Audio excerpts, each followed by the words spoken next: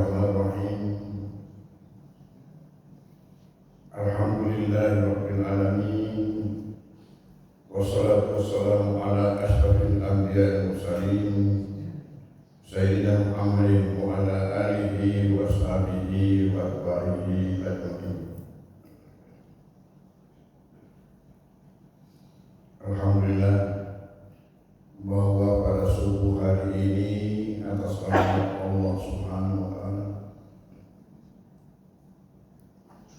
kita masih dapat melangkahkan kaki kita ke tempat yang suci dan mulia dan penuh berkah ini, rumah Allah Subhanahu wa ta'ala, sebagai perwujudan daripada iman kita dan kehambaan kita kepada Allah Subhanahu wa ta'ala, dengan kehadiran kita untuk melaksanakan salat subuh secara berjamaah yang merupakan salat berjamaah yang paling afdal dalam sehari semalam.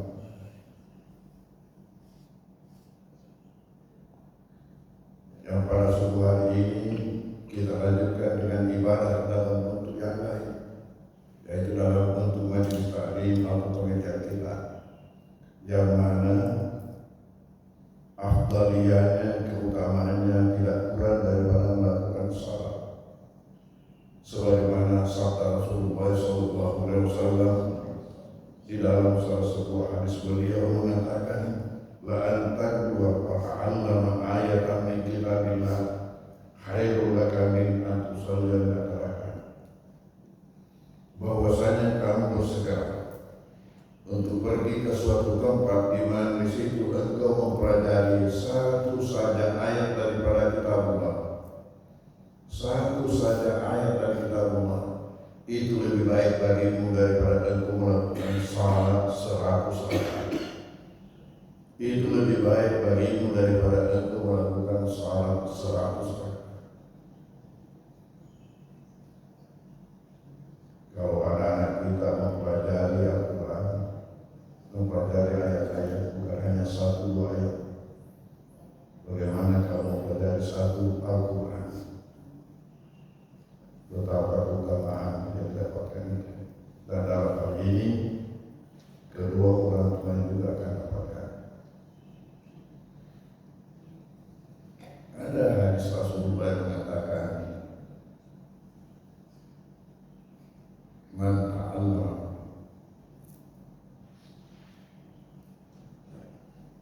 Al-Quran wa amila bihi, barang siapa mempelajari Al-Quran lalu mengamalkannya, urusan walidahu tajan dahu asal dari sosial sama ini, maka kedua orang tuanya akan dipasangkan mahkota. Nanti dia kemudian yang mana cahaya-cahayanya jauh lebih indah daripada cahaya matahari yang ada di atas bumi.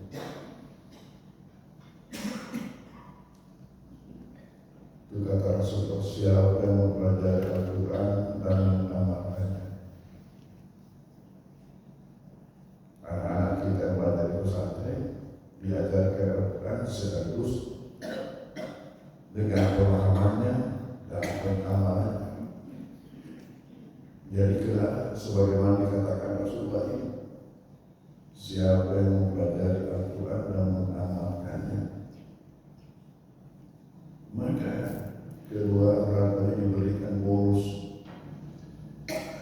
diberikan hadiah, bahkan dipasangkan mahkota,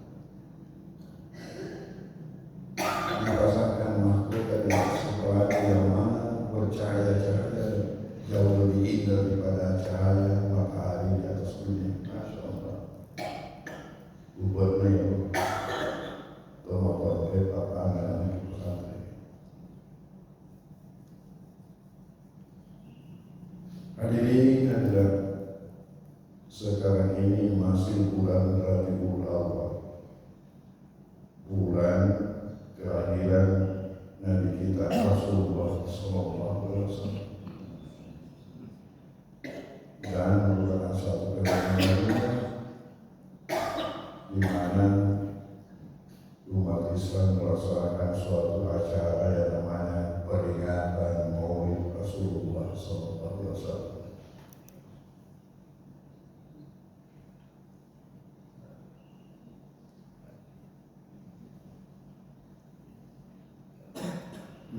ini oleh masyarakat kita. Umumnya ada dilaksanakan secara individu, keluarga, di rumah dengan pembacaan barazanji. Barazanji itu kitab maulid. Kita akan membicarakan mengenai kisah-kisah kelahiran dan tiba-tiba Rasulullah.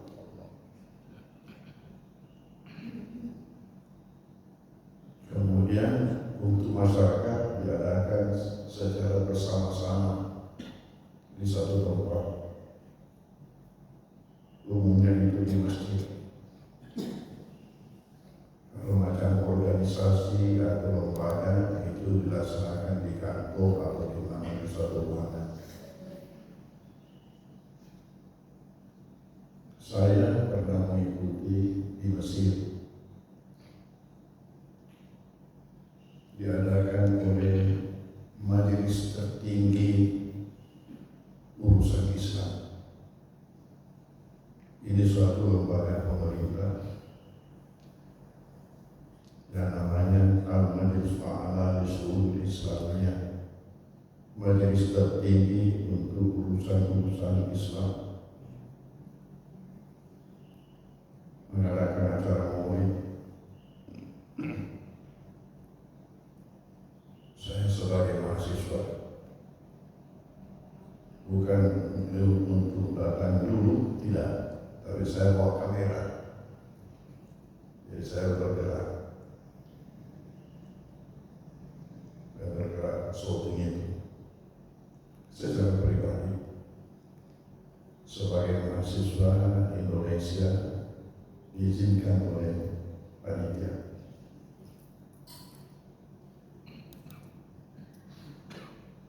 Itu hadirinnya semuanya pakai pakaian sipil lengkap, artinya jas satu pasang lengkap dengan nasinya. Itu semua begitu.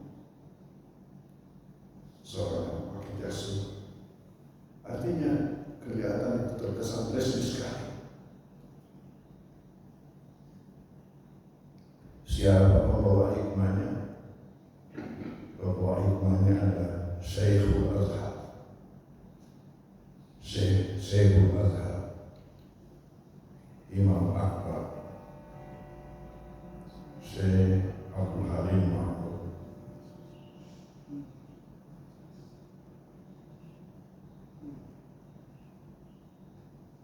Nah, pada pagi hari ini saya ingin kemukakan apa hukumnya membaca barazanji dan apa hukumnya mengadakan peringatan maulid Rasulullah. Jadi ikut pernikahan mau Pak? Ya? Besok? Nah, bagus. Saya besok di Mone, cara saya. Nanti ada juga di Lapeo, di masjid itu, masjidnya di Lapeo. Saya sudah pernah disita, sudah pernah disekat, dan kalau tidak salah minggu depan itu Umar, dan ada mobil saya di Papua. Itu nanti bulan Oktober di Papua.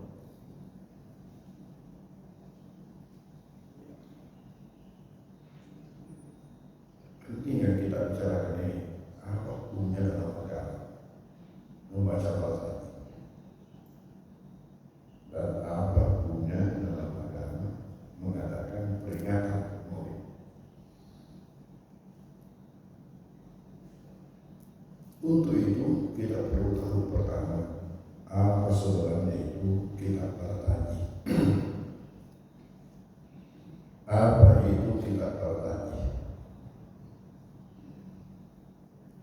Kitab Al-Ghani adalah suatu karya tulis tentang Maulid Rasulullah. Di situ disampaikan kisah-kisah Rasulullah sejak mulai dari nasabnya, keturunannya. Itu pada pasal kedua waktu Muhammad bin Abdullah bin Abdul Muttalib bin Hashim dan seterusnya.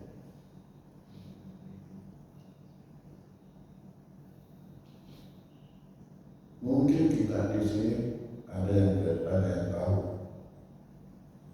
seorang dosen di UI namanya Dr. Mustamil Arsyad. Sekarang sudah almarhum, pernah cerita sama saya waktu berada di Cairo. Dia pernah diuji, ditanya oleh dosennya mengenai nasab Rasulullah. Dia ini selain hafal Al-Quran, dihafal juga Al-Quran, dihafal. Ketika ditanya mengenai nasab Rasulullah, dia hanya hafal itu bab kedua itu dulu. Terus apa kata saya? Salah saya berikannya sudah nak kamu lulus.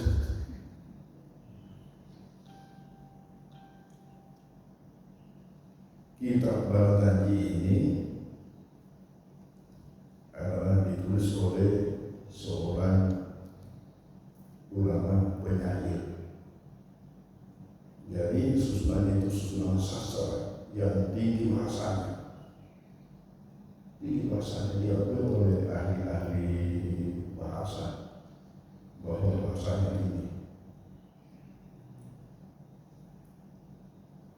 namanya Ja'far. Itu aslinya dari suatu kampung namanya Barzanjah. Jadi kampungnya orang berasal dari Barzanjah disebut Barzanji. Orang berasal dari Tanah Anda disebut Mandali. Orang berasal dari Bugis disebut Bugisi. Orang berasal dari Makassar disebut Makassari. Itu saya Yusuf Al-Makassari. Sampai di sana ke selatan ada kampung namanya Kampung Makassar. Karena di sana diasingkan oleh Belanda. Dan ada teman kami di Cairo berasal dari sana.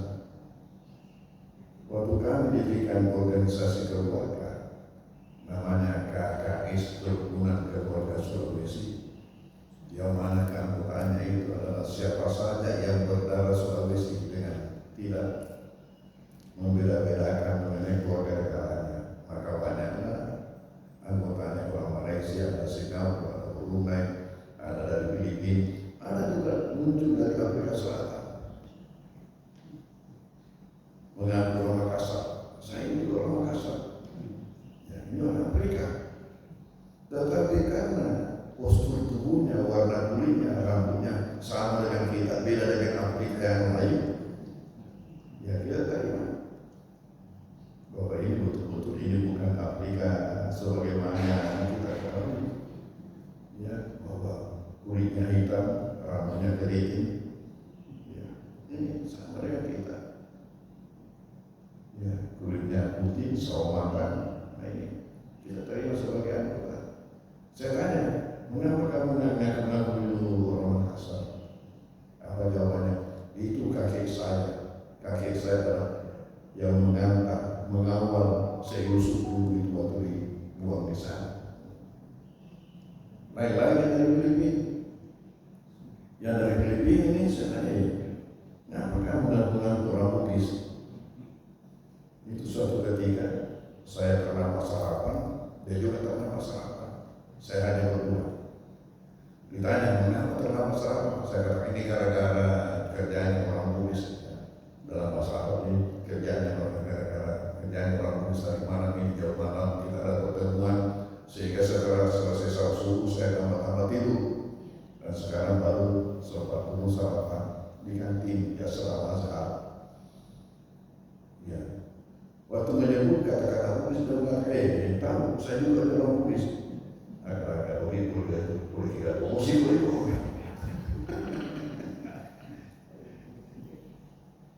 Dari mana yang tahu? Karena kan orang tulis itu perantau dari dulu. Jadi mungkin mereka berlayar untuk ke Kalimantan Utara, tiba-tiba terdampar di Filipina. Dan orang mengatakan kalau orang tulis itu merantau, ada 3 ujung senjatanya. Engkau terlalu capak senjatanya. Capak lila, capak kawali, capak kekialina. Ada 3 ujung. Ujung lila, ujung bali, ujung yang ada pada-padanya. Mana yang bisa laku kita dipakai. Ternyata di Filipina, kebetulan di sana itu juga komunitas Muslim, itu masa Moro itu. Nah ini terdapat di sana, sama-sama agama. Maka dengan dengan senang hati diterima mereka di sana. Dipakailah ujung yang ada pada tubuhnya, beranak bercucu di sana. Katanya di sana itu tidak kurang dari 20.000 itu keturunan Bugis. Di kampungnya itu tidak kurang dari 20.000 keturunan Bugis. Ini ketemu di Azhar. Masya Allah. Hadirin yang terhormat, Maradani itulah kitab yang mengisahkan kita. Jadi kitab kisah-kisah Rasulullah sejak dari nasabnya, peristiwa sebelum lahir sampai lahirnya, ketika bayi, ketika anak muda, ketika dia sampai berkidagan, ketika sebelum jadi rasul, ya kemudian sesudah jadi rasul, akhirnya itu cerita kisah mengenai bagaimana sifat-sifat tubuhnya, sifat-sifat lahiriannya, sifat-sifat badannya, bagaimana posturnya, kemudian yang terakhir dengan bagaimana akhlak beliau itu baru ditutup dengan doanya.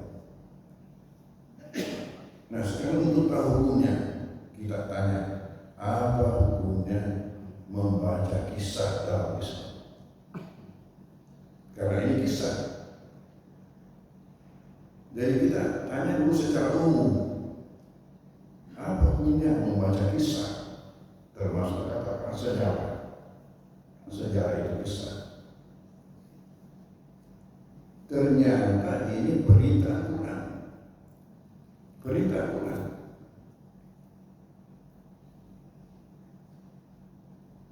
Oleh karena itu, kalau tidak wajib, setidak-tidaknya sunnah.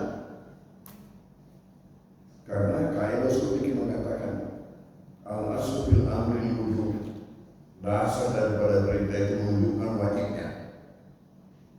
Jadi kalau perintah dalam Al-Quran yang menjadi pokok pertama dulu wajibnya, kecuali kalau ada nanti ada tanda-tanda yang menyertai menunjukkan bahwa ini hanya sunnah. Tapi yang menjadi dasar kalau ada perintah baik Al-Quran maupun Rasulullah sunnah, maka itu hukumnya wajib.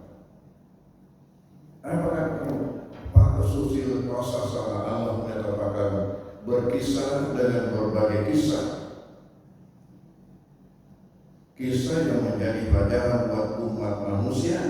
Semoga mereka itu berpikir untuk kembali ke jalan yang benar.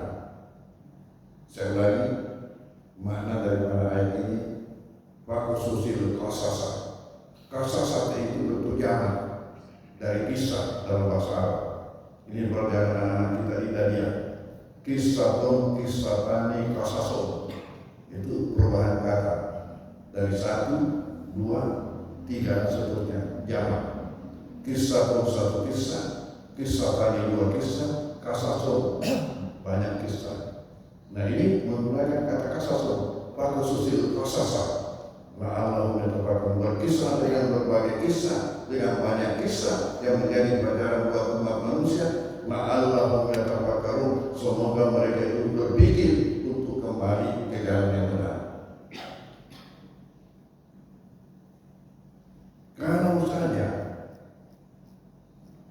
semua kisah yang dapat menjadi pelajaran buat umat manusia diperintahkan Al-Quran. Sekarang pertanyaan, bagaimana dengan kisah Rasulullah? Apa tidak masuk? Kalau dalam istilah orang mengatakan Allah itu lebih utama lagi. Kenapa? Karena beliau ini yang oleh Al-Quran menjadikan panutan kita. Maka karena itu Rasulullah itu suatu masa satu-satunya yang disangka Al-Quran yang menjadi teladan kita adalah Rasulullah. Oleh karena itu berarti termasuk mana lebih utama lagi untuk kita baca kisah-kisah beliau.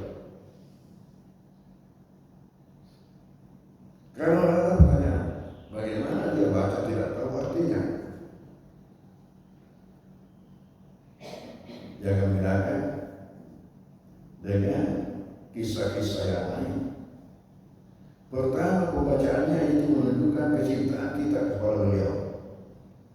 Karena Nabi sedang disebut oleh baca. Tentang kecintaan. Kemudian yang kedua, kita harapkan berkah. Berkah dari kecintaan kita. Kenapa? Karena Allah mengatakan man ahabani kana ma'i jannah. Siapa yang mencintaiku, dia akan bersamaku nanti dalam surga. Nabi tanya. Ini tanda kecintaan. Saya dulu tahun berapa? Masih tahun 50-an itu. Ada namanya pasar Senggol. Itu di sentral itu di depan pasar Senggol dulu itu. Kita yang tahu lihat pasar Senggol. Ya, itu malam hari. Ya, dibentangkan tikar, kiri kanan jalan dibentangkan tikar. Di situ saya beli pulpen yang topnya waktu itu. Ini pulpen bekas, tapi pulpen top namanya Pelikan. Nah, tahu orang tua itu pokoknya. Biasa kalau kita pakai itu lama orang melihatnya itu, ini pakai pulpen Pelikan. Satu pasang. Tapi ini pulpen bekas. Lama-lama, kenapa penyakit anjang-anjangan itu keluar sedikit tintanya sampai bisa mengumpulkan kantong. Tidak terima. Walhasil saya berikan kepada salah seorang teman. Dia tidak isi, tapi dia selalu pakai. Karena itu gayanya. Gayanya. Karena itu menarik perhatian itu kalau dipakai. Ya. Kenapa dia masih pakai? Padahal tidak dipergunakan lagi. Itu tanda kecintaan, tanda senangnya. Bagaimana orang yang membaca Al-Quran walaupun tidak tahu ya tanda senangnya kepada Nabi. Nah, menyatakan siapa yang senang padaku menahamani karena itu dan dia akan bersama dalam surga. Kemudian yang ketiga, ya apa? Ini berkah membaca selawat. Karena ini kisah Nabi. Sementara Nabi mengatakan Al-Bahil man idza dzukirtu idahu lan nusalli alaihi, kalau mau tahu orang bahil bukanlah orang yang punya banyak barang lalu tidak mau memberikan sedikit kepada saudaranya. Bukan itu. Masih ada lagi yang lebih baik dari itu. Yang lebih baik daripada itu ialah orang yang disebut namaku di depannya lalu dia tidak bersalawat kepada aku. Allahumma shalli wa sallim ala sayyidina Muhammad. Orang baik sebenarnya adalah orang yang mendengarkan namaku disebut di depannya lalu dia tidak bersalawat. Assalamualaikum kita kotek kali itu bersalawat. Nah, pada hari ini kisah Rasulullah. Minimal kalau kita baca selawat setiap permulaannya itu pindah pasal Allahumma karim ya bisadini salati wa taslim Allahumma salli wa sallim. Selawat Allahumma salli wa sallim wa barik alaihi. Setiap kali itu dibaca semuanya 19 kali. Dan kalau kita dengarkan kajian Nabi maka setiap disebut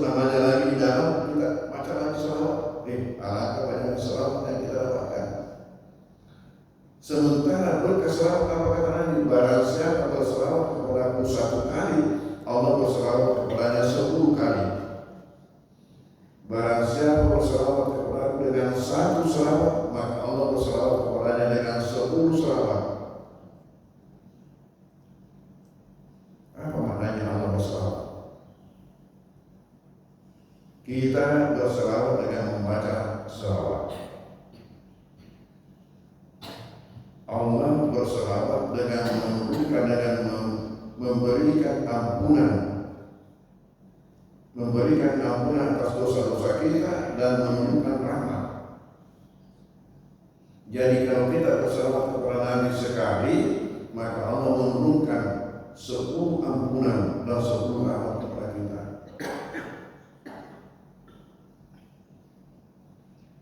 Maka saya anjurkan, kalau ada undangan pergi masyarakat tadi, Pak Kriki bilang-bilang, ikutkan.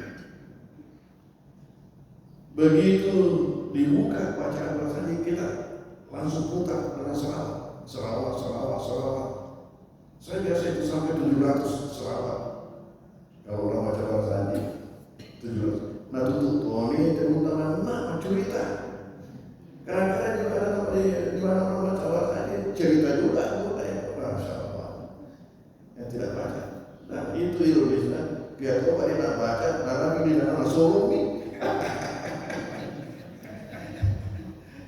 Nah dia udah kalau cerita ya udah kalau baca rasanya ya coba dia nak baca ya coba cerita. Bawalah diri kita. Jadi kalau sudah membaca selawat, itu pas Nabi kata disebut atau tidak, kita sudah selawat terus, bayangkan banyaknya pahala yang kita dapatkan, keutamaan yang kita dapatkan.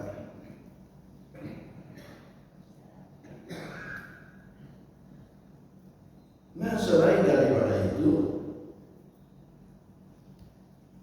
berkah para tadi luar biasa. Mau tahu? Dia dibaca pertama di barakah. Coba sebelum dibaca sudah hidayahnya sudah siap sebelum dibaca dia bertarakan.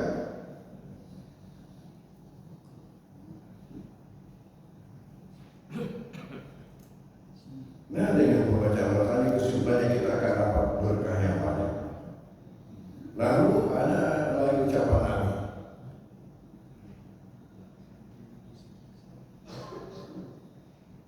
Siapa yang bersalawat kepadaku 10 kali pada waktu pagi dan 10 kali pada waktu petang, ia akan mendapatkan syafaatku nanti di hari kemudian. Siapa yang bersalawat masalah alaiya asyarat bisabani wa salat bil masa adalah syafaat yaumul qiyamah. Siapa bersalawat kepadaku 10 kali pada waktu pagi, 10 kali pada waktu petang, dia akan mendapatkan syafaatku nanti di hari kemudian.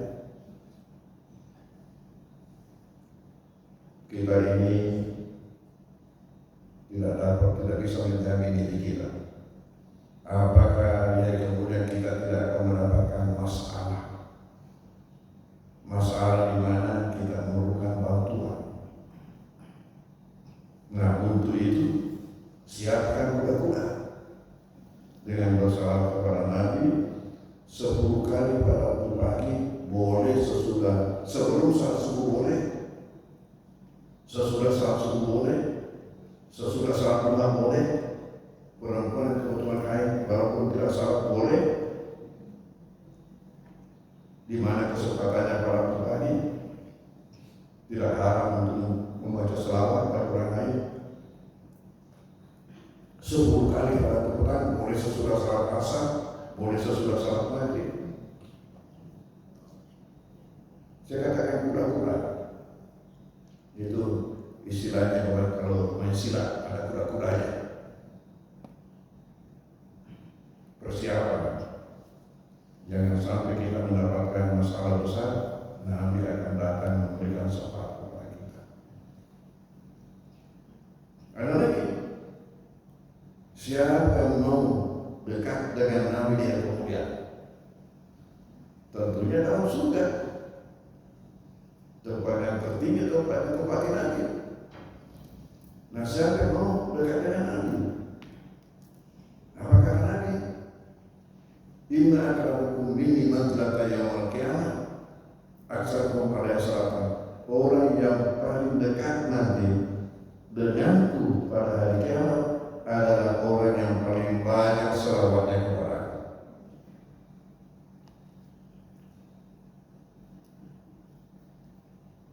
Waktu pengajian di Bogor ini di Baru, ada jamaah tanya kepada saya, mana afdal zikir dengan selawat? Mana afdal zikir dengan selawat? Saya katakan dia tahu, selawat itu sendiri zikir. Selawat itu sendiri zikir. Ada sahabat Rasulullah bertanya dengan mengatakan, ya Rasulullah, bagaimana pendapat baginda kalau zikir saya seperempatnya selawat? Kalau dari jumlah zikir saya seperempatnya selawat, apa kata Nabi? Bagus, tapi kalau kamu tambah lebih bagus lagi. Dia katakan, kalau begitu saya jadikan sepertiga selawat zikir saya selawat. Nah, dikatakan bagus, kalau kamu tambah lebih bagus lagi. Dikatakan, kalau begitu saya jadikan setengahnya, setengah zikir saya selawat. Karena lebih bagus, kalau kamu tambah lebih bagus lagi. Sambil mengatakan, kalau begitu semua zikir saya selawat. Jadi bisa menggantikan itu zikir yang lain dengan apa? Dengan hadis ini. Artinya di mana ada kesempatan selawat ini zikir bebas, di mana kesempatan tidak ada salahnya, semakin banyak semakin bagus, semakin bagus. Dan ini salah satu berkah baca Baratani. Jadi jangan mentang-mentang Nabi tidak baca Baratani lalu kita mengatakan bid'ah. Bid'ah kenapa tidak pernah dibaca Nabi? Kamu masukkan diri itu dalam perangkap. Apakah tidak ada yang kamu lakukan yang tidak pernah dilakukan Nabi? Tidak semua, saya ulangi, tidak semua yang tidak dilakukan Nabi bid'ah. Dan tidak semua dilakukan Nabi wajib kita ikuti.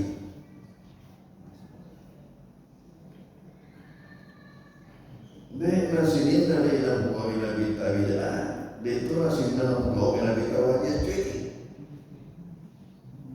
Engkau buku Nabi Tawidah cuci, engkau sunnah Nabi cuci, engkau ya boleh-boleh saja, mau itu boleh, tidak itu boleh. Mana ada yang tidak boleh kita ikuti. Ada tidak boleh kita ikuti. Contohnya, istri Nabi 11 orang. Dia kan ada cuci. Nari kuwaji na cuci malam Nabi.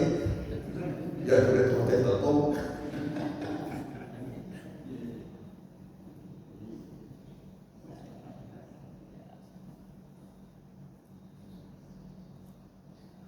Ini pembacaan Baratani. Jadi kalau kita mengadakan pembacaan Baratani di rumah, kapan saja, walaupun bukan dari tahun, itu kita sudah bermaulid itu dengan keutamaan-keutamaan tadi yang kita bisa lakukan.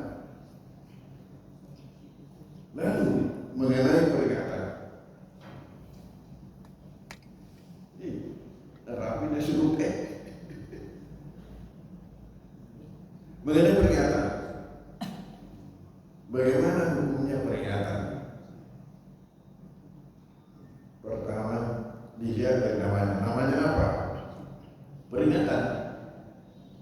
Ternyata peringatan ini juga diberitakan Al-Quran.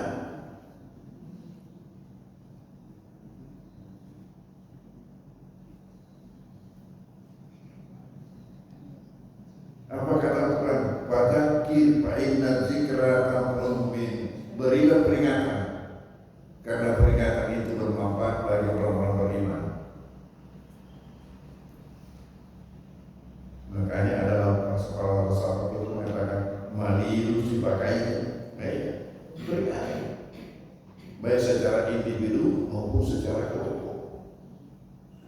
Nah ini kita mengadakan peringatan,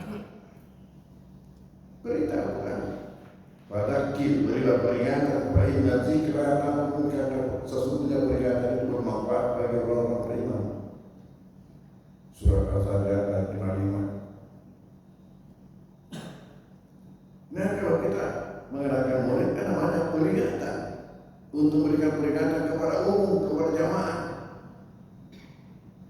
Jadi berita Al-Quran. Kemudian apa yang terjadi dalam acara itu? Yang terjadi dalam acara itu adalah dakwah besar-besaran, dakwah besar-besaran yang biasa disebut tabligh akbar. Kenapa?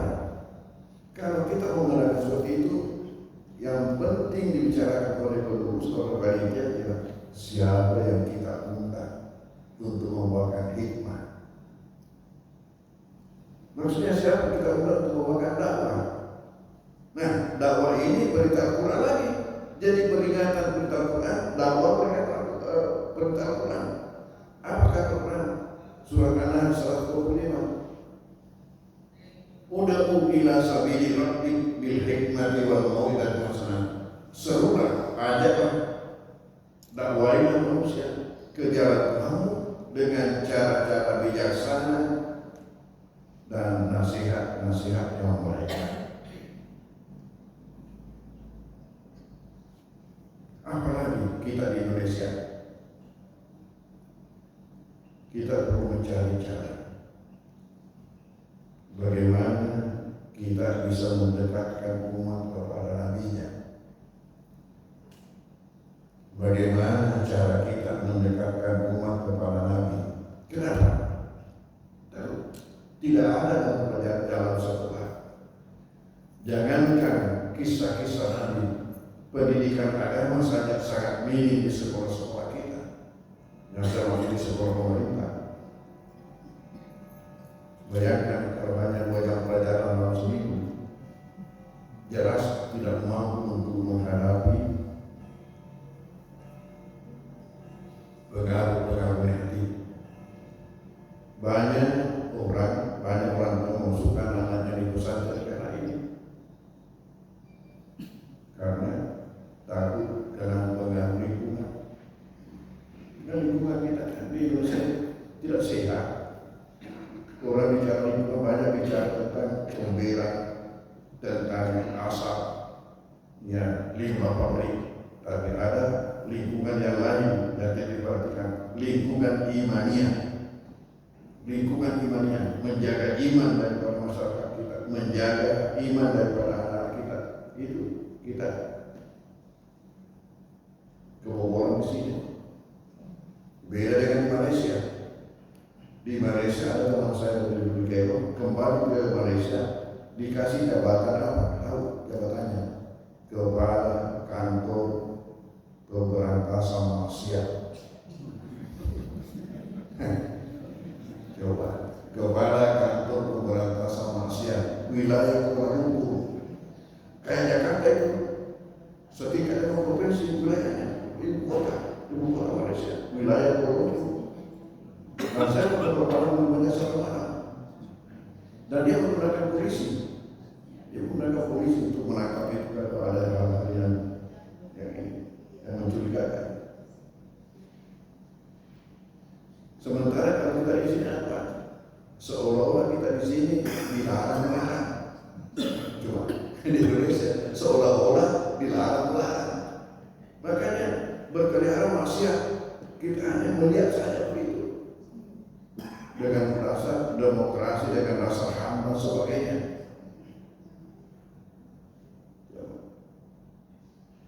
Oleh karena itu, maka saya selalu pesankan kalau begitu, maka tingkatkan SDM, selamatkan diri masing-masing.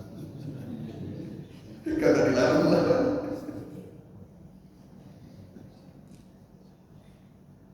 Jadi mengadakan peringatan adalah berita Quran, melaksanakan dakwah berita Quran.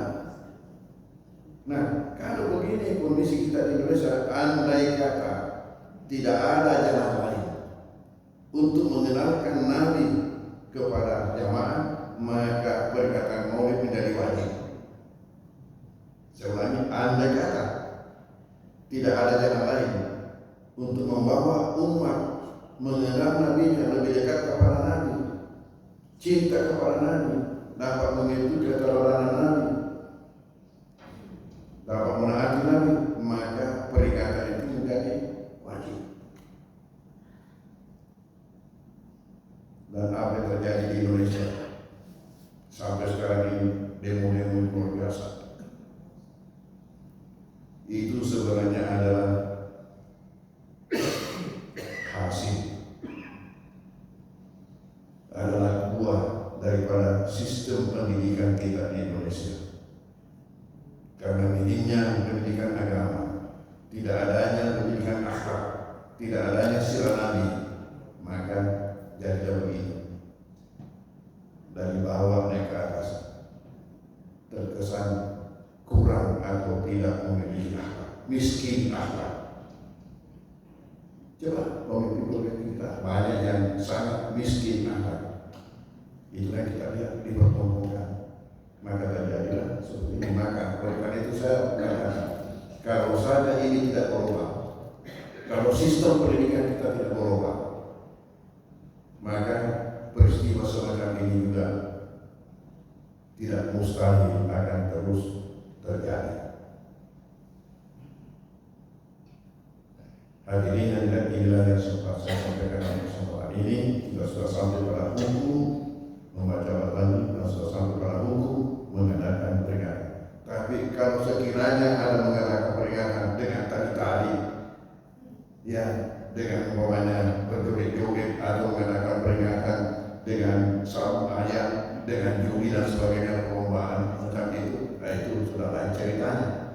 Karena itu sudah melakukan perbuatan maksiat atas nama peringatan, tentunya itu haram dasar itu. Dan itulah yang kita yang macam itu. Mudah-mudahan ada berkaitan pada kita. Bismillahirrahmanirrahim. Sallallahu alaihi wasallam. Allahumma fa'alna ma'ana wa lana yanfa'una wa afdal ma yanfa'una. Wa sallallahu alaihi wasallam. Alhamdulillah al-Fatihah. A'udzu billahi minasy syaitonir rajim. Bismillahirrahmanirrahim.